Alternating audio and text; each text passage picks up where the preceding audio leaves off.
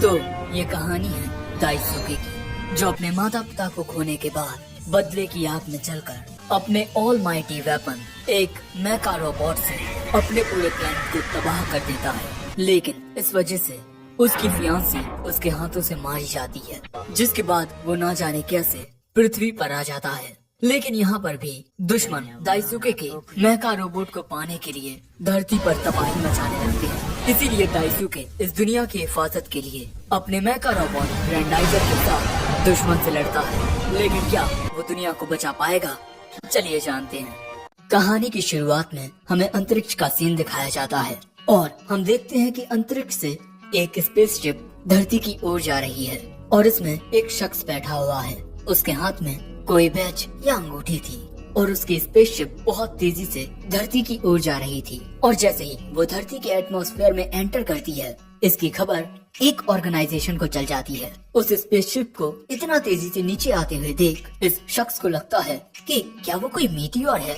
हम देखते हैं कि वो स्पेसशिप एक रेगिस्तान में जाकर टकराती है, जिसके कुछ देर बाद एक गाड़ी में बैठकर एक लड़की हादसे वाली जगह पर जा रही है। वहीं उस धमाके के बाद हम धूल के बीच से किसी लड़के को आते हुए देखते हैं। लेकिन तभी अचानक वो लड़का बेहोश होकर वहीं गिर जाता है और जब वो लड़की उस जगह पर पहुंचती है तब उसे अपनी दूरबीन से वो लड़का थोड़ी दूरी पर बेहोश पड़ा नजर आता है और वो इसकी खबर हेडक्वार्टर को देती है कि धमाके वाली जगह पर कोई लड़का बेहोश पड़ा हुआ है। जिसके बाद वो उस लड़के से आकर पूछती है, तुम ठीक तो हो ना?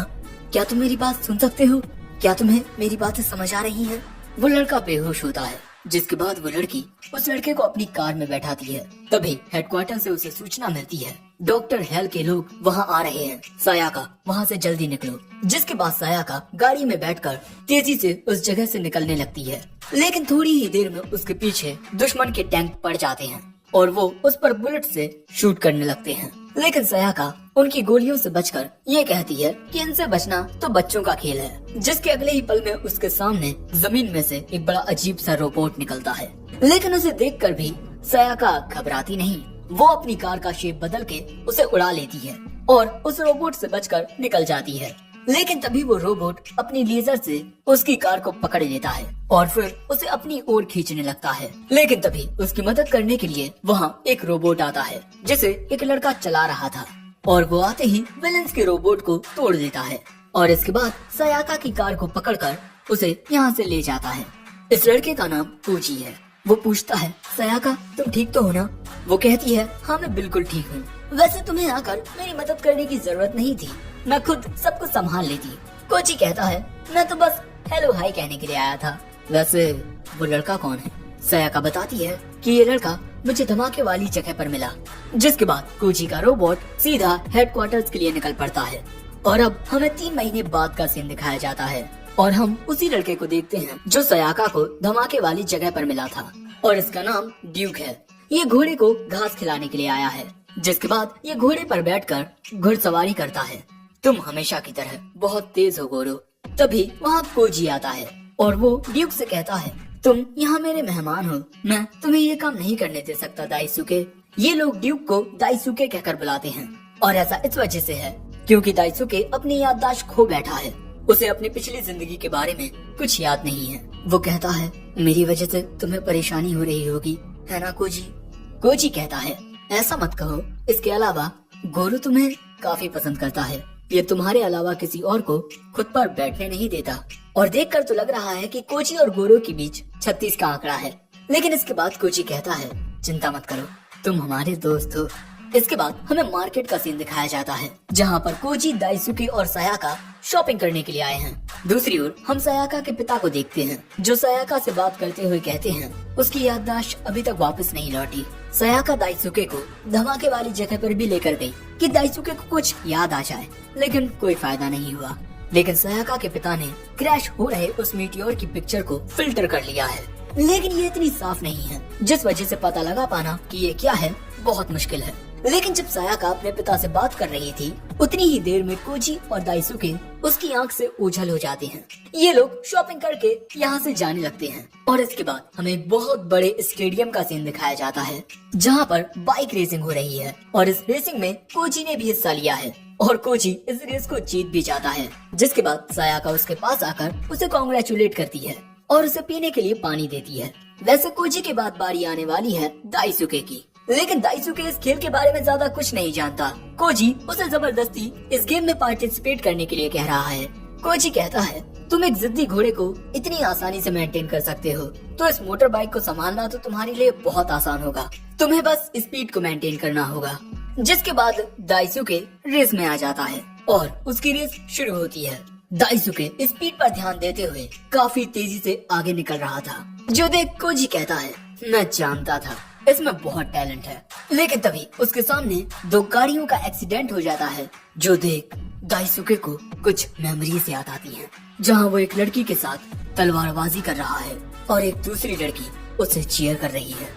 लेकिन अगले ही पल में जो नजारा उसके सामने था, उसमें सब तबाह हो चुका था और अब दाइसुके ना जाने कैसे उस मलबे के बीच से अपनी गाड़ी को निकाल लेता है और रेस भी जीत जाता है। लेकिन उसके दिमाग में यही सवाल चल रहा था कि जो कुछ मैंने देखा वो सब था क्या। मैच के बाद कोजी कहता है, तुम तो मेरी उम्मीद से भी बेहतर निकले। तभी सायाका कहती है, शायद तुम पहले एक मोटर बाइक रेसर थे। लेकिन तभी दाइसुके उन यादों को याद करते हुए कहता है, क्या वो मेरी यादें थी? वो ये सोच ही रहा था कि तभी कोजी उससे कहता है, पुरानी चीजों के बारे में सोचना बंद करो। अगर तुम्हारी याददाश्त वापस आ भी गई, तब भी तुम हमारे ही साथ रहोगे। मैं इस बारे में काफी वक्त से सोच रहा हूँ, क्या तुम मेरे साथ काम करोगे? दाइसुके पूछता है, क्या तुम लोग काम करते हो? मुझे तो लगा कि तुम लोग इतने अमीर हो कि तुम्हें काम करने की जरूरत ही नहीं पड़ती। उसकी ये बात सुन ये दोनों हंसने लगते हैं। लेकिन तभी अचानक एक सायरन बजने लगता है, जिसके बाद हम कोजी को उसके सूट में एक फ्लाइंग कार में देखते हैं। वो वहाँ से ये कहकर चला जाता है कि सायाका दाइसुके का ख्याल रखना। जिसके बाद सायाका कहती है, तुम ज्यादा देर तक यहाँ नहीं रुक सकते, चलो यहाँ से। लेकिन दाइसुके कोजी के ही पीछे जाने लगता है। हम देखते हैं कि वो मोटर बाइक की मदद से कोजी का पीछा कर रहा होता है। कोजी उड़ते हुए एक रिजॉर्ट के पास आता है, जहाँ पर एक बड़ा सा पूल होता है और तभी वो पूल बीच में से खुल जाता है, जिसके अंदर से कोजी का बड़ा रोबोट निकलता है और तभी दाइसुके भी उस जगह पर पहुँच जाता है। जिसके बाद हम देखते हैं कि कोजी का उड़न खटोला उस रोबोट के सिर में जाकर बैठ जाता है। जिसके बाद एक बिल्डिंग में से एक फ्लाइंग ऑब्जेक्ट आकर इस रोबोट के पीछे जुड़ जाता है। जिसके बाद ये रोबोट यहाँ से कहीं उड़ जाता है और ये देख दाइसुके कहता है, आखिर ये है क्या? लेकिन उसे देख दाइसुके को कुछ याद आता है, एक ऐसी जगह जहाँ पर सब कुछ तबाह हो चुका है। वो किसी चीज को रोकने की कोशिश कर रहा है, लेकिन यहाँ पर एक रोबोट अपने हमलों से सब कुछ तबाह कर देता है। ये सब याद करते हुए दाइसुके रोने लगता है और फिर वहीं बेहोश होकर गिर पड़ता है। जिसके बाद हमें उसका पास्ट दिखाया जाता है, जहाँ एक अलग दुनिया में एक लड़की उससे पूछती है, क्या हुआ ड्यूक, तुम परेशान लग रहे हो? ये बताता है, मैंने एक सपना देखा जो बहुत ज्यादा डरावना था। मैंने देखा कि मैं एक अलग ही दुनिया में हूँ, जिसमें मैं तुम्हारे बारे में और इस दुनिया की हर एक चीज के बारे में भूल चुका हूँ। वो लड़की कहती है, आखिर तुम अपनी फियांसी के बारे में कैसे भूल सकते हो? शर्म करो। वो कहता है, पता नहीं क्यों मुझे बहुत अजीब लग रहा है। अचानक उस लड़की का बैकग्राउंड बदलता है और वो कहती है, शायद से तुम्हें अजीब इसलिए लग रहा है क्योंकि तुमने मेरी जान ली है। और यही सब दाइसुके सपने में देख रहा था। उसकी आँख खुलती है। उसके बेहोश होने के बाद सायाका उसे अपने साथ ले आई थी। जाते ही वो सायाका से पूछता है कि आखिर वो जाइंट रोबोट था क्या? सायाका बताती है, वो मैजिंगर जेड था, कोजी का दोस्त। कोजी के दादा एक महान साइंटिस्ट थे और वो कई सारी फील्ड्स में अद्भुत बदलाव लेकर आए और उनके इन्हीं आविष्कारों की वजह से काबूतो फाउंडेशन क्रिएट हुई और उसी फाउंडेशन के एक बहुत बड़े प्रॉफिट से जस्टिस की रखवाली के लिए ये रोबोट बनाया गया, मैजिंगर जेड। लेकिन ये बात किसी को नहीं पता कि इस रोबोट को कोजी चलाता है। कोजी तुम्हें इस बारे में बताना चाहता था, लेकिन हम नहीं चाहते थे कि तुम ये सब जानकर परेशान हो। माफ करना, हमने तुमसे ये बात छुपाई। वो कहता है, कोई बात नहीं, तुम और कोजी बहुत अच्छे हो। तुम दोनों के लिए मैं बस एक अजनबी था, लेकिन फिर भी तुम दोनों ने मेरा ख्याल रखा, इसके लिए शुक्रिया। सायाका कहती है, कोई बात नहीं, लेकिन क्या तुमने कोजी के ऑफर के बारे में सोचा? लेकिन जब वो मुड़कर देखती है तब दाइसुके वहाँ नहीं होता। हम देखते हैं कि दाइसुके सायाका की गाड़ी लेकर निकल चुका था। कोजी, सायाका, मैं तुम दोनों से बहुत प्यार करता हूँ इसीलिए मैं तुम्हारी दुनिया में ज्यादा देर तक नहीं रुक सकता। लेकिन तभी कोजी वहाँ आकर दाइसुके को रोक लेता है और इसके बाद उससे पूछता है, तुम कहाँ जा रहे थे और मुझे ऐसा क्यों लग रहा है कि तुम मुझसे कुछ छुपा रहे हो? प्लीज मुझे बताओ दाइसुके, क्या बात है? जिसके बाद वो बताता है, कोजी मैं इस दुनिया से नहीं हूँ, मैं फ्लीट नाम के एक दूसरे प्लेनेट से आया हूँ और उस दुनिया में मैंने एक बहुत बड़ा गुनाह किया है। मेरे पास तुम्हारे मैजिंगर की तरह एक रोबोट है, लेकिन मेरा वो रोबोट तबाही का दूसरा नाम है और उसे पाने के लिए वेगा ट्रूप्स कोई ना कोई चाल जरूर चलेगी और अगर वो ग्रैंडाइजर उनके हाथ लग गया तब चारों ओर तबाही मच जाएगी। इसीलिए मैं उसे सूरज के पास ले जाकर उसे वहीं पिघला दूंगा। कोजी पूछता है, लेकिन अगर तुम सूरज के ज्यादा करीब गए तब तुम? दाइसुके कहता है, मुझ जैसे किसी शख्स को जिंदा रहने का कोई हक नहीं। लेकिन कोजी कहता है, तुम मेरे दोस्त हो और मैं अपने दोस्त को मरते हुए नहीं देख सकता। लेकिन तभी हेडक्वार्टर्स में एक अनाउंसमेंट होती है कि अंतरिक्ष में कुछ अजीब देखने को मिला है। हम देखते हैं कि आसमान में काफी सारी फाइटिंग स्पेसशिप्स हैं जो धरती पर चारों ओर फैल रही हैं और उन्हें देख दाइसुके कहता है, वो आ चुके हैं वेगा ट्रूप्स। जिसके बाद हम देखते हैं कि दुश्मन की सेना धरती पर तबाही मचाने लगती है, जो देख सयाका घबराकर कोजी को कॉल करती है। सो कोजी उनसे लड़ने के लिए जाने लगता है। दाइसुके उसे बताता है कि इस दुनिया के हथियार उन पर कोई काम नहीं करेंगे। लेकिन कोजी कहता है, चाहे कुछ हो लेकिन मैं इस दुनिया को बर्बाद होते हुए नहीं देख सकता और तुम चिंता मत करो, मेरे दद्दू का बनाया मैजिंगर तुम्हारी सोच से ज्यादा ताकतवर है। जिसके बाद कोजी वहाँ से चला जाता है। दूसरी ओर दुश्मन शहर में चारों ओर तबाही मचा रहे हैं। इंसान अपने फाइटर प्लेन्स और टैंक्स के जरिए उन फ्लाइंग ऑब्जेक्ट्स पर हमला करते हैं, लेकिन इसका कोई असर नहीं होता। दूसरी ओर सयाका जहाँ लोगों को सुरक्षित जगह पर लेकर जा रही थी, अचानक वहीं एक फ्लाइंग ऑब्जेक्ट आ जाता है जिस पर हमला करके मैजिंगर उसे खत्म कर देता है। लोग भी खुश हो जाते हैं कि उनकी हिफाजत के लिए मैजिंगर आ चुका है। इसके बाद काफी सारे फ्लाइंग ऑब्जेक्ट्स एक साथ मैजिंगर पर हमला करते हैं, लेकिन मैजिंगर अपनी आंखों की लेजर बीम से उन्हें खत्म कर देता है। लेकिन इसके बाद वहाँ एक बड़ी स्पेसशिप आती है। ये भी एक टाइप का रोबोट होता है और जब मैजिंगर इस पर हमला करता है तब वो उसके हमले से बच जाता है।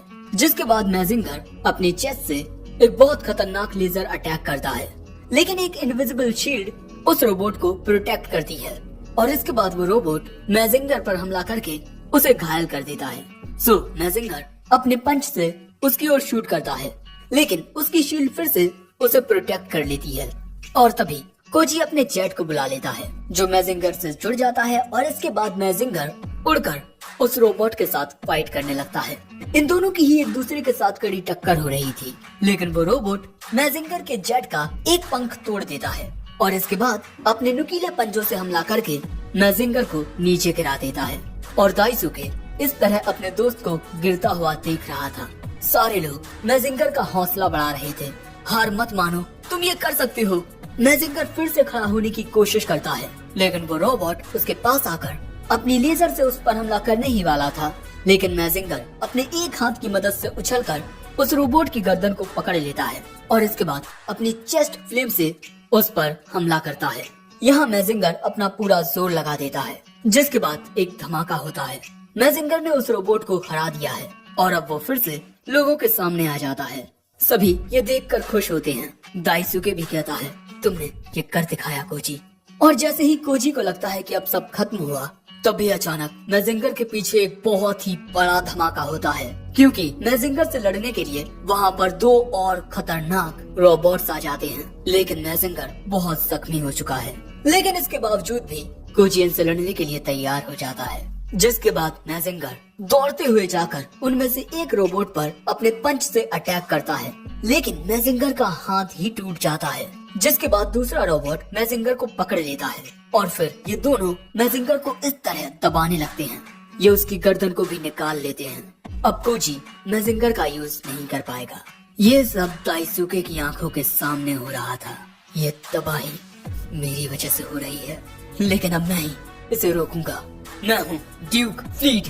और उसके ये कहते ही रेगिस्तान के बीचों बीच एक तूफान उठता है और उस तूफान के बीच से एक रोबोट निकलता है, जिसके अंदर दाइसुके जाकर बैठता है और उसका आउटफिट चेंज हो जाता है।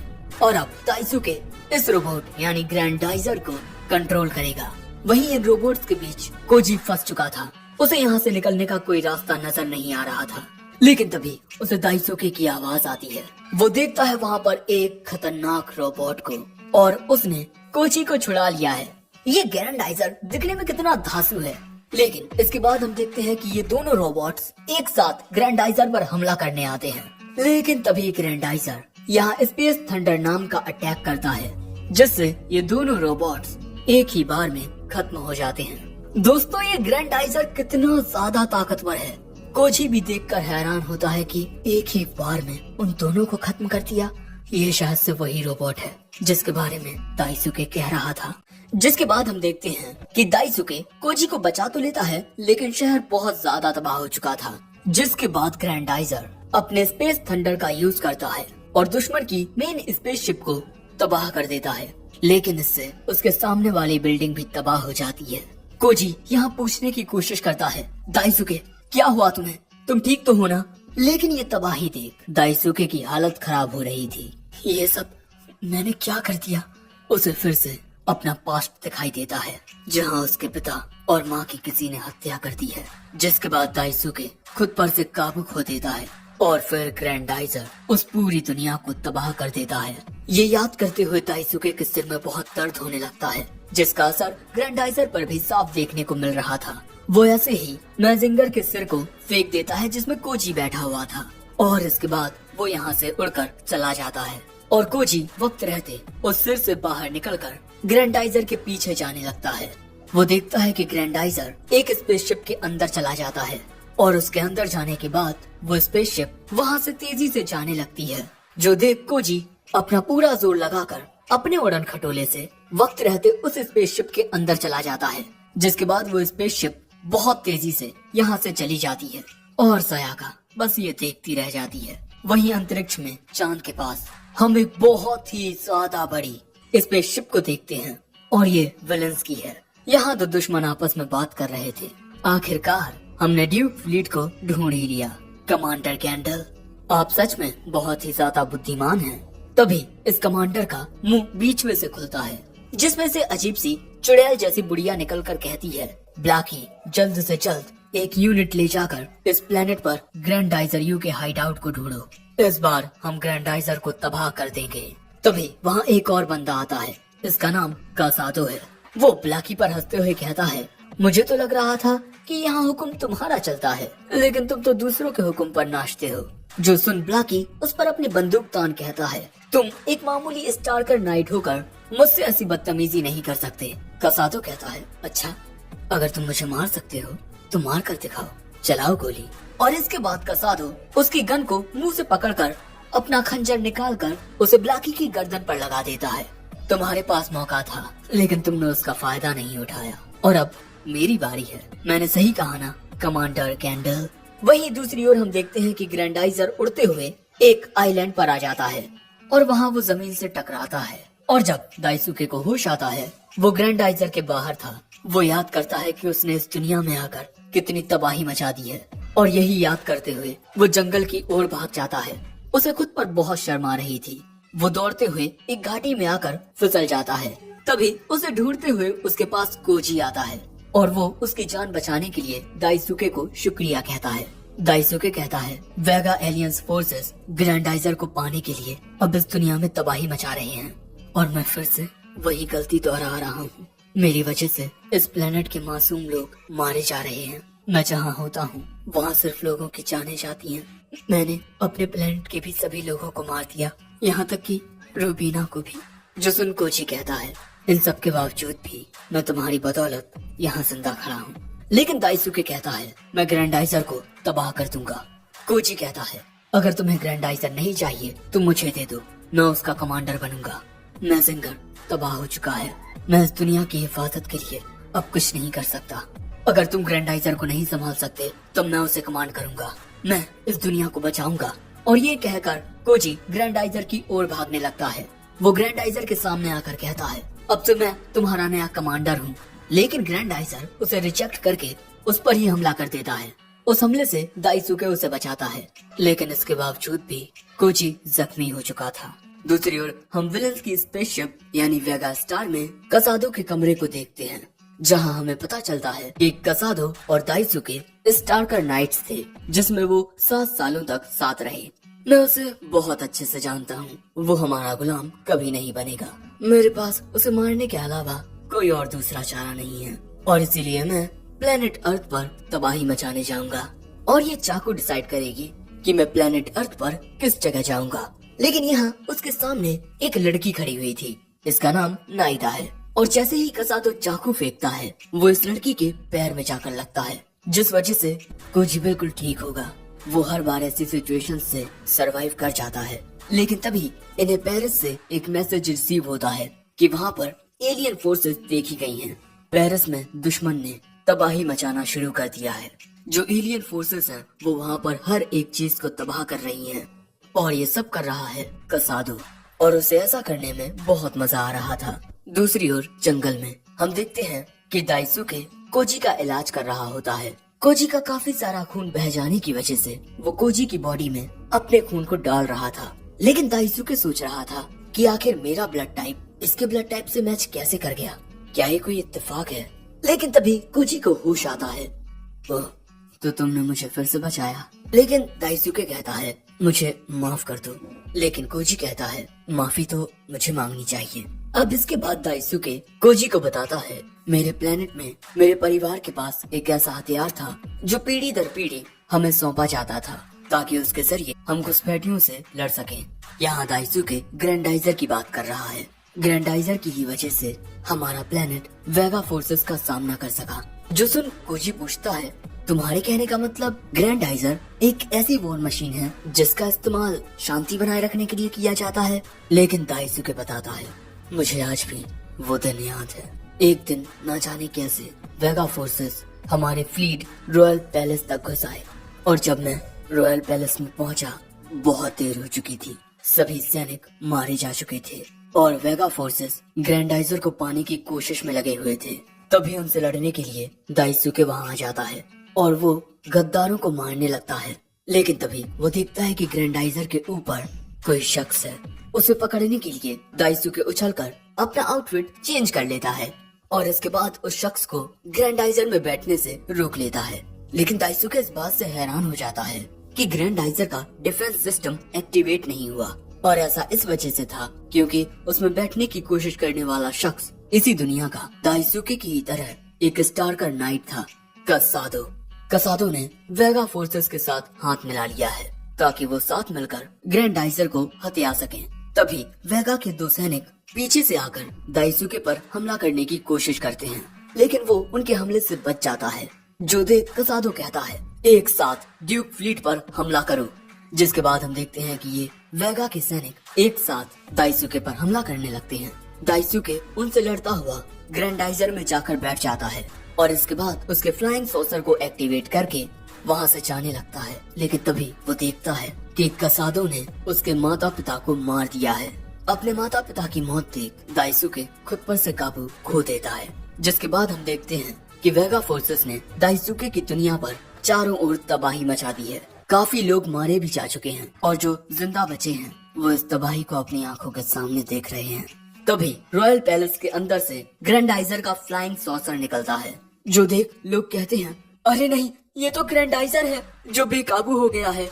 तभी इन मासूम लोगों के बीच कसादो आ जाता है, और जब दाइसुके कसादो पर हमला करने की कोशिश करता है तो इस चक्कर में वो काफी सारे मासूम लोगों की भी जानें ले लेता है। और इसके बाद ग्रैंडाइजर नीचे उतरकर कसादो को मारने के लिए वहाँ पर हर एक चीज को तबाह करने लगता है। ग्रैंडाइजर को रोकने के लिए एक फीमेल स्टार्कर नाइट आती है अपना एक्वाटाइजर लेकर, और वो दाइसुके को रोकने की कोशिश करती है। लेकिन उसकी बात को न सुनते हुए वो अपनी चेस्ट बीम से उस पर ही हमला कर देता है। ये लड़की खुद को एक बर्फ की शील्ड बनाकर बचाती है। तभी कसादो इस लड़की को बताता है कि ड्यूक ने अपने ही माता पिता को मार दिया है, वो शायद पागल हो चुका है। लेकिन ये लड़की कसादो की ये बात मानने से इनकार कर देती है। लेकिन हम देखते हैं कि ग्रैंडाइजर बेकाबू होकर चारों ओर तबाही मचा रहा था, और जब वो इस लड़की पर हमला करने वाला था तभी वहाँ उड़ते हुए एक शिप आती है। इसमें बैठी हुई है दाइसुके की मंगेतर रुबीना। वो यहाँ दाइसुके को रोकने के लिए उसे समझाने के लिए आई है। वो उससे कहती है क्या तुम सच में वही ड्यूक फ्लीट हो जिसे मैं जानती हूँ। दाइसुके कहता है हाँ, मैं वही हूँ। और जब वो इस लड़की पर हमला करने वाला था तभी वहाँ उड़ते हुए एक शिप आती है। इसमें बैठी हुई है दाइसुके की मंगेतर रुबीना। वो यहाँ दाइसुके को रोकने के लिए उसे समझाने के लिए आई है। वो उससे कहती है क्या तुम सच में वही ड्यूक फ्लीट हो जिसे मैं जानती हूँ। आखिर तुम इस जगह को बर्बाद क्यों कर रहे हो जहाँ मैंने, तुमने और मेरी बहन टीरोना ने एक साथ खुशियों के पल बिताए हैं। रुबीना की बातें सुन दाइसुके अपने पुराने दिनों को याद करता है, लेकिन इससे पहले कि दाइसुके शांत हो पाता, वो देखता है रुबीना के पीछे कसादो की फ्लाइंग शिप वहाँ से निकलने की कोशिश कर रही है। वो फिर से बेकाबू हो जाता है और बेकाबू होकर ग्रैंडाइजर से हमला कर देता है, लेकिन इस वजह से रुबीना की शिप तबाह हो जाती है और दाइसुके को यहाँ लगता है कि उसने रुबीना की जान ले ली है, जिसके बाद तो वो पागल हो जाता है और ग्रैंडाइजर से पूरी तरह से काबू खो देता है और इसके बाद अल्टीमेट अटैक करने लगता है। ये सब टीरोना और वहाँ के मासूम लोगों के सामने हो रहा था और इसके बाद जो हमला होता है वो सब कुछ तबाह कर देता है। और इसी तरह दाइसुके अपने गुनाहों की कहानी कोजी को सुना रहा था। कोजी कहता है, तुम नहीं, असली गुनहगार वेगा ट्रूप्स हैं। दाइसुके कहता है, शायद तुम सही हो, लेकिन जो मैंने किया मैं उसके लिए कभी खुद को माफ नहीं कर सकता। उन्हें ग्रैंडाइजर चाहिए। अगर मैं ग्रैंडाइजर को ही खत्म कर दूं, तो प्लेनेट अर्थ को कुछ नहीं होगा। कोजी कहता है, अगर तुमने ग्रैंडाइजर को तबाह कर दिया फिर तुम्हारा क्या होगा? लेकिन तभी इन्हें कोई मैसेज आता है, जिसके बाद ये दोनों अपने आउटफिट पहन लेते हैं और दाइसुके कहता है, कोजी इसके ज्यादा करीब मत जाना, इसको सिर्फ स्टारकर नाइट्स ही कमांड कर सकते हैं, क्योंकि इन नाइट्स के अंदर GN फैक्टर होता है। साथ ही इन्होंने बहुत कड़ी ट्रेनिंग भी की होती है। लेकिन तभी ग्रैंडाइजर की आंखें चमकती हैं और उनमें से एक अजीब सी रोशनी निकलती है जुगनू की तरह, और वो रोशनी जंगल की ओर जाने लगती है। जो देख दाइसुके उस रोशनी को फॉलो करने को कहता है। ये दोनों उस रोशनी के साथ एक अजीब सी गुफा में पहुंचते हैं। गुफा में बहुत अंधेरा होता है। अंदर जाने के लिए कोजी उसके हाथ की एक अंगूठी को किसी टॉर्च की तरह जला लेता है। वो दाइसुके को ये भी बताता है कि इस अंगूठी का इस्तेमाल कई तरीके से किया जा सकता है, एक बॉम्ब की तरह भी, और इसके धमाके से ना ही कोई रोबोटिक मशीन बच पाएगी, ना ही कोई फ्लाइंग सॉसर। लेकिन हम देखते हैं कि दूर से कोई शख्स इन पर नजर रख रहा था, जिसके बाद ये दोनों उस गुफा की दूसरी ओर आते हैं, जहाँ बहुत ही अजीब से स्टैचू बने हुए थे और मेन स्टैचू बिल्कुल ग्रैंडाइजर की तरह लग रहा था। यहाँ पर कई सारी चीजें भी लिखी हुई थी, लेकिन इन दोनों को ही ये भाषा समझ नहीं आती। लेकिन तभी वहाँ एक लड़की आकर कहती है, ये लीजेंड्स की भाषा है, और यही लड़की इन दोनों पर नजर रख रही थी। और तभी ये लड़की दाइसुके के पास आकर उससे एक सवाल पूछती है, क्या तुम अच्छे इंसान हो या बुरे? इससे पहले कि दाइसुके जवाब देता, कोजी कहता है, ये एक बहुत ही अच्छा इंसान है, ये हमारी दुनिया को बचाने के लिए विलेन से फाइट कर रहा है। लेकिन इसके बाद ये लड़की बताती है कि जब भाग्य इस आइलैंड पर दो लीजेंड्स को एक साथ लेकर आएगा, तब ये रास्ता खुलेगा। यानी कि ग्रैंडाइजर के इस बड़े से सिर के पीछे कोई रास्ता है, और ये रास्ता कहाँ जाता है इसके बारे में कोई नहीं जानता सिवाय इस लड़की के, और ये लड़की वो रहस्य सिर्फ अच्छे लोगों को बताएगी। कोजी कहता है, मैंने कहा ना दाइसुके एक अच्छा पर्सन है। वो लड़की कहती है, ये तुम कह रहे हो, लेकिन ये नहीं। दाइसुके कहता है, मुझे नहीं लगता कि मैं एक अच्छा इंसान हूँ, और सच कहूँ तो मैं झूठ नहीं बोलता। इसके बाद हम देखते हैं कि इस आइलैंड पर एक छोटा सा ही गांव बसा हुआ है, और वो लड़की कोजी और दाइसुके को अपने घर लेकर आती है और बताती है कि ये आइलैंड ऑफ वुल्फ्स है, जापान का ही एक हिस्सा। और वो लड़की कम्युनिकेट करने के लिए इन्हें एक मोबाइल भी देती है, जिसके बाद कोजी बात करने के लिए चला जाता है और दाइसुके पूछता है, तुमने मुझसे ये क्यों पूछा कि मैं एक अच्छा शख्स हूँ या बुरा? वो कहती है, जाहिर सी बात है, अगर तुम एक अच्छे शख्स हुए तब मैं तुमसे शादी करूंगी। इससे पहले की बात कुछ आगे बढ़ती, कोजी सयाका से बात करने लगता है। सयाका को इसकी बहुत चिंता हो रही थी, लेकिन कोजी से बात करने के बाद सयाका चैन की सांस लेती है और अपने पिता को भी बताती है कि कोजी बिल्कुल ठीक है। लेकिन इसके बाद कोजी को पता चलता है कि वेगा फोर्सेस ने पेरिस पर हमला कर दिया है। न्यूज चैनल्स पर भी यही बताया जा रहा है। इन हमलों से बहुत ज्यादा नुकसान हो रहा है, कई इंसानों की जानें जा चुकी हैं और लगभग आधा पेरिस तबाह हो चुका है। ये देख कोजी को इन वेगा फोर्सेस पर बहुत गुस्सा आता है, लेकिन यहाँ दाइसुके की नजर कसादो की स्पेसशिप पर जाती है, जिसके बाद वो कोजी से कहता है, जो फ्लाइंग सॉसर टीवी पर दिखाया गया वो मेरे दुश्मन कसादो का है, जिसने मेरे माता पिता की हत्या की है। मुझे नहीं पता कि मैं इस बार खुद पर काबू कर पाऊंगा या नहीं, लेकिन मुझे डर है कि अगर मैं बेकाबू हो गया तो ग्रैंडाइजर की ताकत प्लेनेट अर्थ को तबाह कर देगी। लेकिन कोजी कहता है, दाइसुके तुम्हारा इस प्लेनेट पर आना कोई इत्तेफाक नहीं था, ये भाग्य का खेल है। मैं मानता हूँ कि तुम्हारे प्लेनेट पर तुम्हारे साथ जो हुआ वो बहुत अनफॉर्चुनेट है, लेकिन मैं उसका दोषी तुम्हें जरा भी नहीं मानता। मैं वादा करता हूँ जिसने तुम्हें दर्द दिया है मैं उससे बदला लूंगा, इसीलिए हम साथ में लड़ेंगे। जिसके बाद कोजी दाइसुके को अपनी वो अंगूठी दे देता है